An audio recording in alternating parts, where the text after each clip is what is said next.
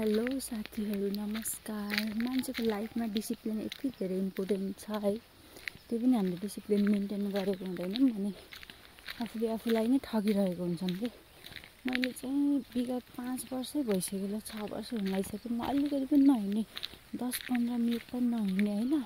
अब त हिँड्छु, मर्निङमा गर्छु भनेर प्लान गर्ने, अल्छी लाग्ने, छोडिदिने। भोलि जान्छु भन्ने प्लान गर्ने अघिल्लो दिन चाहिँ, भोलिपल्ट चाहिँ छोडिदिने होइन।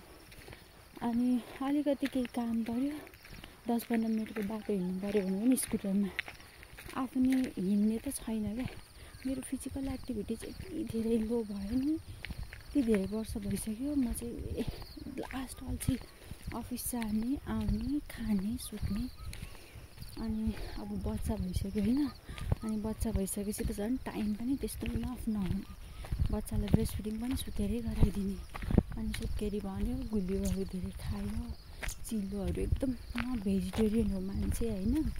घिउ लास्टै खाने, घिउमा लास्टै मनपर्ने, लास्ट खानेकुराहरू खाने। अनि सुत्ने। फिजिकल एक्टिभिटिज छैन। घरको काम कति नहुन्छ र, घरको काममा त हामी धेरै हुँदैनौँ नि त। खाना पकाउने, खाने, लुगा धुने, त्यस्तै त हुने होइन। अनि अफिसमा पनि हाम्रो त फिजिकल वर्क हुन्न, गएर टेबलमा बस्ने, अलिअलि पेसेन्ट आयो हेर्ने, त्यही त छ। त्यही भएर म चाहिँ आज भिडियो क्या फर्स्ट टाइम बनाइरहेको छु मैले चाहिँ यस्तो भिडियो। यो भिडियो म पोस्ट गर्छु गर्दिनँ चाहिँ थाहा छैन होइन। तर यो भिडियो बनाएर राखेपछि चाहिँ मलाई अलिक मोटिभेसन मिल्ला। अब यो दिनदेखि भिडियो बनाएको थिएँ, अब चाहिँ हिँड्छु भन्ने हुन्छ होला भनेर चाहिँ मैले भिडियो बनाइरहेको छु होइन। अहिले चाहिँ मैले हिजोदेखि चाहिँ प्लान गरेको चाहिँ के भन्दाखेरिमा, दिनमा एटलिस्ट आधी घन्टा भने पनि हिँडेर चाहिँ अलिकति फिजिकल्ली एक्टिभ हुन लाग्यो क्या। हिँड्ने बानी नै छैन, 5 मिनट हिँड्नु पनि यति थकै लाग्छ मलाई, यस्तो गाह्रो हुन्छ। त्यही भएर म हिजै प्लान गरेँ होइन। अनि हिजो चाहिँ बेलुका राति हुन लागिसकेको थियो, त्यही भएर हिजो 15 मिनट हिँडेँ। आज चाहिँ अब अहिले बिहानै 5:30 बजी उठेर हिँडिरहेको छु। आज चाहिँ अब आधी घन्टा हिँड्छु भन्ने प्लान गरिरहेको छु होइन।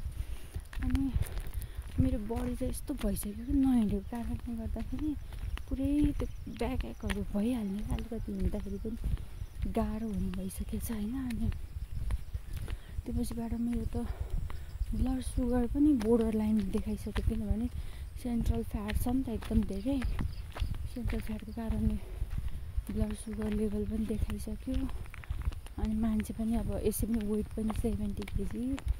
ओ माई गड, मेरो लाइफ अब थाहा छैन मुड कहिले चेन्ज हुन्छ, कहिले डिसिप्लिन छोडिदिन्छु होइन। तर अहिले चाहिँ एकदम म हिँड्छु, म गर्छु, म खानामा कन्ट्रोल गर्छु भएको छ। म फेरि बाहिरको त्यस्तो धेरै खाने पनि होइन, हुन चाहिँ घरकै खाना हो। त्यही पनि त्यो फिजिकल्ली एक्टिभ नभएको कारणले पनि होला, खाएर सुत्ने बानीले पनि होला है। ओ माई गड, म त अहिले त यस्तो भएको छु नि, आफूले आफूलाई लो फिल गर्ने रहेछ क्या। अलिकति बडी पनि ठुलो हुँदै गएपछि अनि दिमाग पनि त्यति चल्दैन होइन। अनि आफूले आफूलाई लो फिल गर्ने, अल्छी, यसै अल्छी मान्छे झन् अल्छी भइदिने, यस्तो भएर त हुँदैन।